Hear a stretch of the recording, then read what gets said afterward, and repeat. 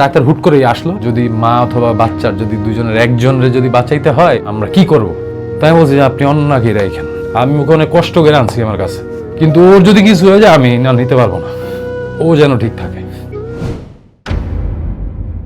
আমি ওয়াসিম আখিয়ার শুভ, আমি থাকি হচ্ছে পুরান ঢাকা। আমার ফাদার হচ্ছে একজন সরকারি চাকরিজীবী। আমি প্রাইভেট ইউনিভার্সিটিতে পড়াশোনা করছি, আইইউবি। আমরা প্রায় ক্লাসে পর হচ্ছে কার্ড খেলতাম। তো এরকম একদিন আমরা কার্ড খেলতেছিলাম, তো ইন্টারেস্টিং মোমেন্টে এরকম হুট করে আমার ফ্রেন্ডের পিছন থেকেও আসলো, আমরা বেঞ্চে বসা, ও দাঁড়ানো, পিছন থেকে একটা মেয়ে আসলে এসে সবগুলো কার্ড এলোমেলো করে দিল। সেইখানেই ওর সাথে আমার প্রথম দেখা। উনি ইউনিভার্সিটি পড়তো, আমি চিনি না, কখনো দেখিও নাই। তো ওই দিন ওই ফ্রেন্ডই আমাকে ওর সাথে পরিচয় করা দিল। আমার তখন থেকেই প্রথম দেখাই মনে হয়েছে যে হ্যাঁ ভালো লাগছে আমার দেখে। পরে এখন আমার সাথেও তার ফ্রেন্ডশিপ গ্রো হয়েছে, এবং তার বাসা আর আমার বাসা একই রাস্তায়। তো স্বাভাবিকভাবে আমার জন্য এটা একটা প্লাস পয়েন্ট ছিল যে তাহলে আমরা একসাথে যাব, একসাথে আসবো, তার সাথে আমার ইন্টিমেসি গ্রো করার একটা ভালো একটা আমি সুযোগ পাই। তো তখন একসাথে মাঝে মাঝে যাওয়া আসা হয় অ্যাজ এ ফ্রেন্ড, ভালোভাবেই খুব সুন্দর চলতেছে। অনেকদিন ধরে কথা, তার অনেক ফ্যামিলির কথা আমি জানি, সে আমার ফ্যামিলি অনেক কথা জানে, মেন্টালি তার একটা সাপোর্টের জায়গা তখন আমি। তো তখন কয়েকদিন এরকম যাওয়ার পরে তার মানে আমরা 2টা 3টা 4টা পর্যন্ত কথা বলতাম রাতে। তো এবার চলতে চলতে ও একদিন ঘুমের ঘরেই বলতেছে, আমি ওরে বুঝছি যে ও ঘুমাই গেছে, তো আমি বলছি যে আমি তো পছন্দ করি তোমাকে, তুমি আমার পছন্দ করো। তো ও আবার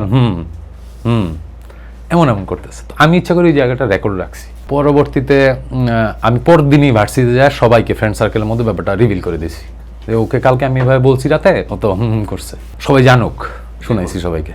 তো যাক, সবাইকে যখন বললাম, ও তখন এখন হ্যাঁ বলবে না না বলবে, সবার সামনে একটা ইতস্তত অবস্থা, ও আর কোনো কথা বলে না। তো সবাই ধরে নিছে যে হ্যাঁ ওকে সম্পর্ক হয়ে গেছে। ও আমাকে আসলে প্রপোজ করে নাই, আমি ওভাবে আসলে প্রপোজ করিনি, আমাদের এভাবেই শুরু। এর মাঝখানে ভার্সিটি আমি কখনো আসলে পড়াশোনার প্রতি আর কি, ইন্টারের পরে আমি ইন্টার পর্যন্ত খুবই ভালো ছাত্র ছিলাম, ফার্স্ট সেকেন্ড থার্ড ছাড়া কোনদিন ফোর্থ হই নাই আলহামদুলিল্লাহ। কিন্তু ভার্সিটি পরে আমার জানি কি হয়ে গেল, আমার আর পড়াশোনাতে আমার মন নাই। আমি তো ক্লাস করি না, পরীক্ষা দিই না, কিন্তু ও তো ক্লাস করে করে। তো ও আগে যেতেছে, ওর এটা তুমি আমার থেকে পিছিয়ে পড়ো, আমি বাসা কি হয় কি বলবো। ও এই 3:30 পর্যন্ত বসে থাকতো সকাল, যে ও আমাকে ক্লাস করাবে, তাও তুমি ক্লাসটা করো অ্যাটলিস্ট। পরে ভাবে অনেকদিন চলছে, ও আমাকে জোর করে ক্লাস করাইছে। 4-5 বছর কেটে গেছে, লেখাপড়া শেষ, 2টা কোর্স আমার ডিউ। আমার তো মাথা নষ্ট। এখন আমি বাসায় কি বলবো, টাকাটাই কোথা থেকে আসবে। বাসা থেকে খুব রাগারাগি, বাবা মা দেশে নাই, হজে। তো সে বললো যে আমি তোমাকে একটা টাকা দিব। তো আমি বললাম যে না, তোমার টাকাতে আমি পড়াশোনা করবো না। তো বললো যে না, তোমার শেষ করাটা জরুরি, কার টাকা সমস্যা না, তুমি কোনো একদিন কামায় আমাকে আবার এটা ফেরত দিয়ে দিও, এটা ডিউ। তো যাকে ভাবে মোটামুটি এটাও শেষ করলাম, পড়ালেখা কমপ্লিট আলহামদুলিল্লাহ, ওরও কমপ্লিট। আমি ম্যাথে খুব ভালো, ও আবার ম্যাথে আবার একটু দুর্বল ছিল। তো ওর ফ্যামিলিও বলতো যে যেহেতু ক্লাসমেট, তো একসাথে পড়াশোনা করতে পারো, তাই মাঝে মাঝে ওর বাসায় যেতাম, ম্যাথটা দেখা দিতাম। তো ওর ফ্যামিলিতে আমার খুব অ্যাক্সেস ছিল, ইজি অ্যাক্সেস ছিল। তো একদিন ওর মা হুট করে বললো যে তোমাদের মধ্যে কিছু একটা আছে আমার মনে হচ্ছে।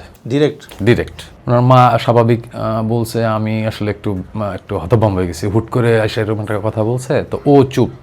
তো ওকে যখন জিজ্ঞেস করছে, ও আর উত্তর দেয় না। তখন বলে, তুমি কি পছন্দ করো আমাকে ডিরেক্টলি, তুমি আমাকে পছন্দ করো? আমি 1 মিনিট 1.5 মিনিট চুপ। তাই আমি বললাম যে হ্যাঁ করি। তো বললো যে আমি তো আমার মেয়ে ডিরেক্টলি বিয়ে দিব, প্রেম করবা ঘুরবা ফিরবা এগুলা মেনে নিব না। তাই বলছে আমি ওই ছেলে না, ওই ঘরের ছেলে না, আমিও ডিরেক্টলি বিয়েই করবো। আমাকে একটু সময় দিতে হবে, আমার পড়াশোনাটা শেষ করতে হবে, পড়াশোনা শেষ করব, আমি আমার সুবিধা মতো আমার ফ্যামিলি নিয়ে এসে তারপর বিয়ে করে নিব।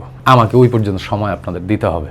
আর আপনার যদি কোনো রিকোয়ারমেন্ট থাকে যে আমাকে এই হইতে হবে ওই হইতে হবে, আপনি সেটা অকপটে বলতে পারেন, আমি সেটা চেষ্টা করবো 100%। তো বললো ঠিক আছে, তোমার পড়াশোনা শেষ করতে হবে, ভালো জব করতে হবে, তোমার গাড়ি থাকতে হবে, এবং তোমার ফ্যামিলিকে নিয়ে আসতে হবে। তাই বললাম হ্যাঁ আমি সবগুলোতেই রাজি। কিন্তু তখনও আমি জানি যে আমার ফ্যামিলি যেই ধরনের কনজারভেটিভ, আমি আমার ফ্যামিলিকে হয়তো রাজি করতে পারবো না, বলতেও পারবো না, আবার আমি ওকেও ছাড়তে পারবো না, আমি কি করব। তো এরকম পরিস্থিতি। আমি ওই সময় একটা জব করি, তখন একদিন অফিস যাচ্ছি, এই সময় বললো যে একটু বস, কথা আছে। হঠাৎ করে এই আম্মু বললো যে ওই মেয়ে কি করে। আপনার মা? আমার মা। মানে উনিও বুঝতে পেরেছে? আমার তো আর দুনিয়া ঘুরান দিছে, আম্মু এটা কি বলে, আমি কিভাবে উত্তর দিব, আম্মুর চোখে চোখটাকে আমার মাথায় নেই। পরে বললো যে ওকে বল আমার সাথে দেখা করতে। তো আমি চুপচাপ খালি আল্লাহ আল্লাহ করে ঘর থেকে বের হয়েছি, বেরোই আমি ওরে ফোন দিছি, আমি আম্মু তো আজকে আমাকে এটা বলছে। আর কি এতদিন ও আমাকে তুমি বাসায় বলো না কেন, প্রেশার দিতেছিল কম বেশ, ওকেও দেখতে আসতেছিল বিভিন্ন জায়গা থেকে। আর আমার শ্বশুর সবসময় চাইছে তার মেয়ে সুন্দর, তার মেয়ের জামাই সুন্দর হবে। এখন আমি যদি কোটি টাকাও কামাই, আমি কিন্তু সুন্দর ওই ব্যাপারটা আমার জানতে পারবো না। সো আমার সবসময় একটা ইনসিকিউরিটি ছিল যে আমি যেহেতু সুন্দর না, যে কোনো সময় যে কোনো কিছু হয়ে যেতে পারে, আমার একটা ভয় ছিল। পরে আম্মু বললো, ওকে বললাম, ও দেখা করলো। হঠাৎ করে একদিন আমাকে ফোন দিয়ে এরকম বলতেছে যে তোমার আম্মুর সাথে দেখা করতে হবে। তো তারপর যাই হোক আমি দেখা করছি, তখন মাত্র হচ্ছে ওর মা বাবা দুজন হজ থেকে আসছে। মনটা অনেক নরম ছিল। আর ওর মা বাবা হজ থেকে আসার 1 মাস আগে আমি আমার মা বাবা বোন সহ উমরা করে আসছি। তো আমাদের টপিকটা অনেক সিমিলার ছিল কথা বলার। তো আমরা হচ্ছে ওই যে হজ বা উমরা, মক্কা, মদিনা, ওই টপিকগুলো নিয়ে অনেকক্ষণ গল্প করছি। সহজ হয়ে গেছে অনেক কিছু। হ্যাঁ, ওই জিনিসটার এক্সপিরিয়েন্স আমার কাছে খুব সহজ লাগছে। তো আমি ওখান থেকে ওঠার পরে ফার্স্ট ওকে ফোন দিয়ে বললাম, আচ্ছা তুমি এত ভয় পাও কেন তোমার মাকে? কই, আমার সাথে তো এরকম, আমার তো মনে হইলো না যে উনি খুব রাগী বা কিছু। এটা শুনে অবশ্য ও অনেক ইমোশনাল হয়ে গেছিল ওই টাইমে, যে মানে খুব অবাক হয়েছে যে মানে কি, কেমনে কি। তারপরে হচ্ছে ওর বাবা মা, নানা নানু গেল আমাদের বাসায়। তার কিছুদিন পরে আমাদের বাসা থেকে সবাই গেল ওদের বাসায়। আমার পকেটে তখন আমার মনে পড়ে 1000 বা 1200 টাকা, এরকম অবস্থায় সিচুয়েশন। আমি বিয়ে করতেছি, আম্মু বললো শপিং করো। আমার তো শপিং করার কিছু নাই, আমার কাছে কোনো টাকাই নেই। তো ও আমাকে বলতেছে আমি হলুদ এটা পরবো, এটা পরবো, তুমি আমাকে একটা ড্রেস দিবা। তো এইসব প্ল্যান তো প্রেমের অবস্থাতেই অনেক হয়েছে, করছি।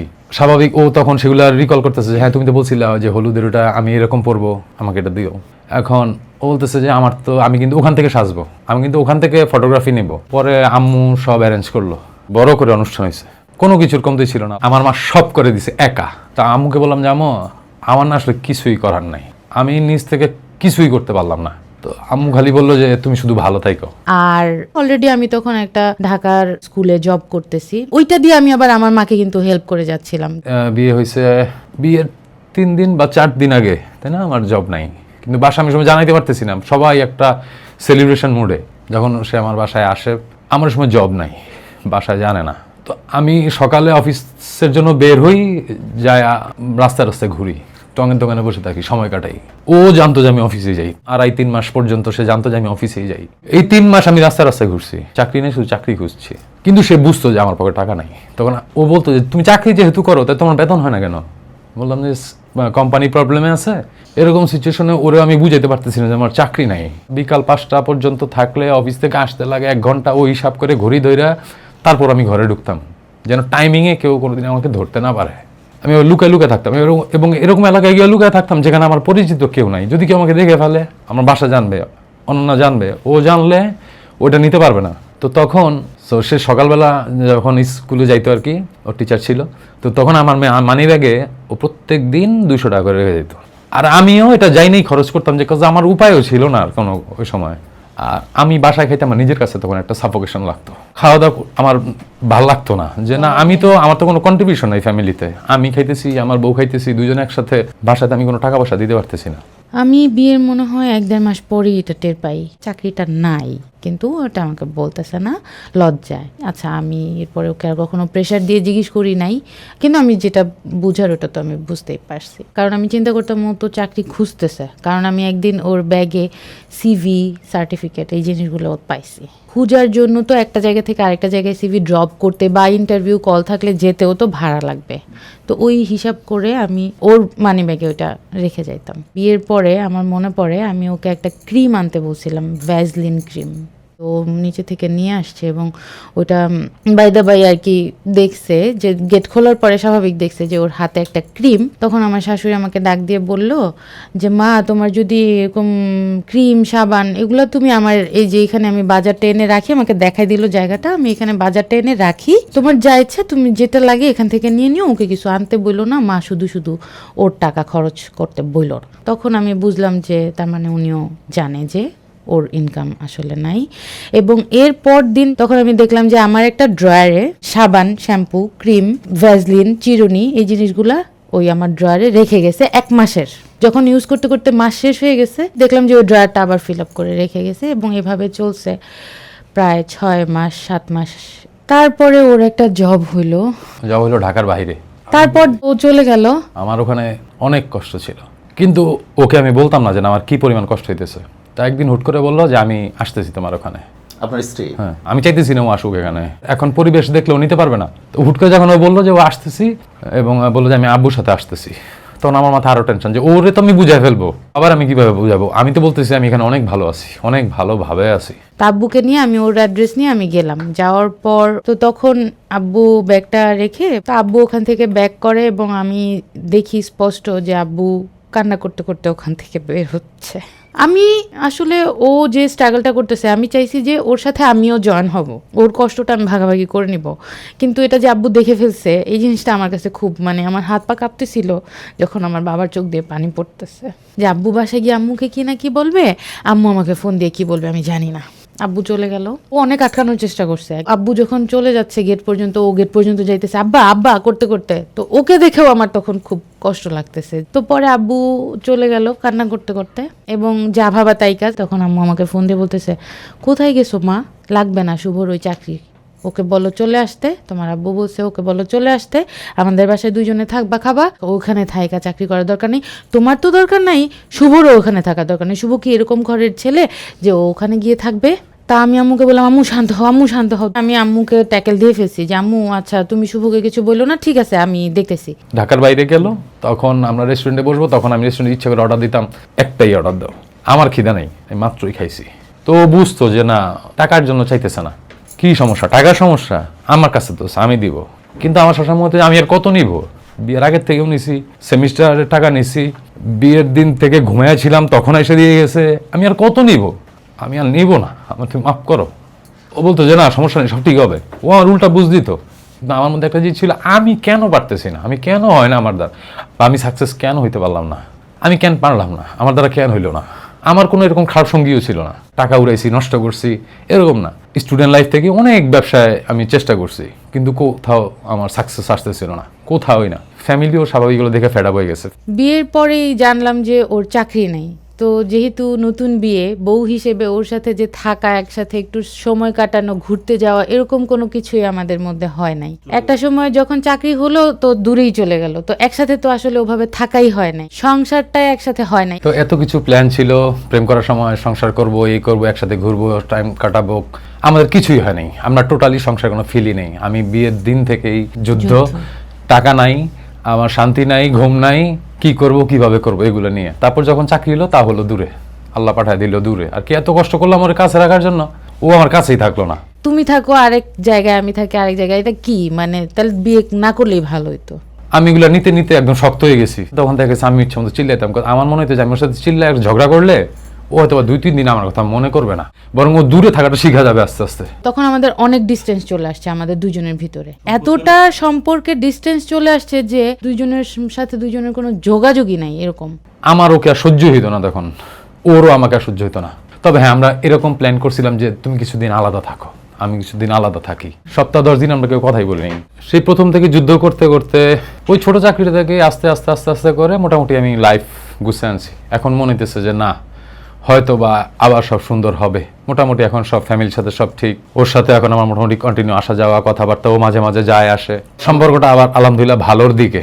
তারপরে আমি বললাম যে আমি আর চাকরি করব না, দরকার নাই, আমরা তারপরে একটু একসাথে থাকি। পরে ও বলতেছে আচ্ছা ঠিক আছে, আলটিমেটলি বিয়েটা তো করছি একসাথে থাকার জন্য। এই পরিস্থিতিতে আমি এসে একটা ভালো বাসা নিলাম, দুইজন মোটামুটি একসাথে থাকার শুরু। সম্পর্কের প্রায় 7 বছর পর এবং বিয়ের প্রায় 1.5 বছরের মাথায় এসে সব মোটামুটি আল্লাহ পাকের অশেষ রহমতে যখন গুছিয়ে আনলাম, তখন সংসারটা শুরু হলো। তখন প্রথম বাবু ও কনসিভ করে, ওকে যখন ওটিতে নিয়ে যায় তখন ডাক্তার হুট করেই আসলো, এসে বলতেছে যে ওর অবস্থা তো ভালো না, বাচ্চার অবস্থাও ভালো না, যদি মা অথবা বাচ্চার যদি দুজনের একজনের যদি বাঁচাইতে হয় এরকম সিচুয়েশন, আমরা কি করব আপনি বলে দেন সেটা। তাই বললাম যে এটা কি বললেন? তো বললে যে না আপনি বলেন, যদি এরকম কোনো সিকুয়েন্স হয় যে কোনো একজন রাখতে পারবো, আমরা কাকে রাখবো, প্রেফারেবল কে? তাই বলছি যে আপনি অন্যকে রাখেন, আমি ওকে অনেক কষ্ট করে আনছি আমার কাছে, কিন্তু ওর যদি কিছু হয়ে যায় আমি না নিতে পারবো না, ও যেন ঠিক থাকে, যত কিছু হয়ে যাক আমি বাকি সব আমি সহ্য করে নিব, কিন্তু ওর যেন কিছু না হয়। ডাক্তার বললো যে ঠিক আছে আমরা দেখতেছি। তারা ওরা ঢুকে গেল, যাক বাবু হলো, আলহামদুলিল্লাহ কোনো বিপদ হয়নি, সুন্দরভাবেই ওরা দুজনে আসলো। বাচ্চাকে নিয়ে আমরা বাসায় গেলাম। বাসায় যাওয়ার কিছুদিন পরেই করোনা লকডাউন স্টার্ট হলো। ওই করোনার টাইমে কিন্তু অনেকেরই জব চলে গেছে। সেম কাজটাই ওর সাথেও হইলো করোনার টাইমে। অ্যাগেইন এই যেই জবটা দিয়ে আমাদের টার্নিং পয়েন্ট স্টার্ট হলো, এই জবটা চলে গেল। তো এই জবটা যখন চলে গেল তখন অলরেডি আমার বাচ্চা 1 বছর, আমি তখন অলরেডি অ্যাগেইন প্রেগনেন্ট। চাকরির সময় আবার যায়, আবার আমি সেম পজিশনে আবার ব্যাক করি। তো এখন আর ও আর নিতে পারে না, ও তো একবার এগুলো নিয়ে আসছে, এখন আমার তো কিছু একটা করতে হবে, এখন তো আমার ডাবল খরচ। এখন আমি চিন্তা করলাম আমার যখন আর কিছু করার নাই, আমি তাহলে পাঠাও চালাই।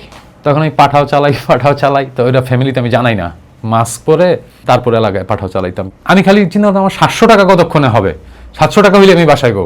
তো একদিন মনে আছে কাউরান বাজারে আমি রঙে আসতেছি, আমার এক পুলিশ ধরলো, যেটা বললো যে মামলা দিবে। তাই বললাম যে বস আমার 700 টাকাই আছে, আমার দুধ কিনতে হবে। তো উনি বলে যে বাবু দেখি। তা আমি মোবাইলে ক্যামেরায় ছবি দেখাইলাম, তখন বললো যে বাবুটা খুব সুন্দর, আর রঙে যায়েন না, আমি মামলা দিলাম না, আপনি চলে যান। আর ও আমার সবসময় সাপোর্ট দিচ্ছে, আমি যত কিছুই হোক ওরে বলছি যে না আজকে না এটা আনতে পারি নাই, খাইতে পারবো না, তুমি কষ্ট করো না। ও বলছে না আমি বিস্কিট খাইছি, আসলে ঘরে বিস্কিটই নাই, কিন্তু ও বলছে যে না আমি খাইছি। আমি বুঝতাম যে ও না খেয়ে ঘুমাইতেছে। একটা সময় ওর অভ্যাস হয়ে গেছে যে রাত্রে ভাত না খায় ঘুমানো, আমার অভ্যাস হয়ে গেছে সকালে নাস্তা না খায় বের হওয়া, কারণ আমাদের ওই অবস্থা ছিল না।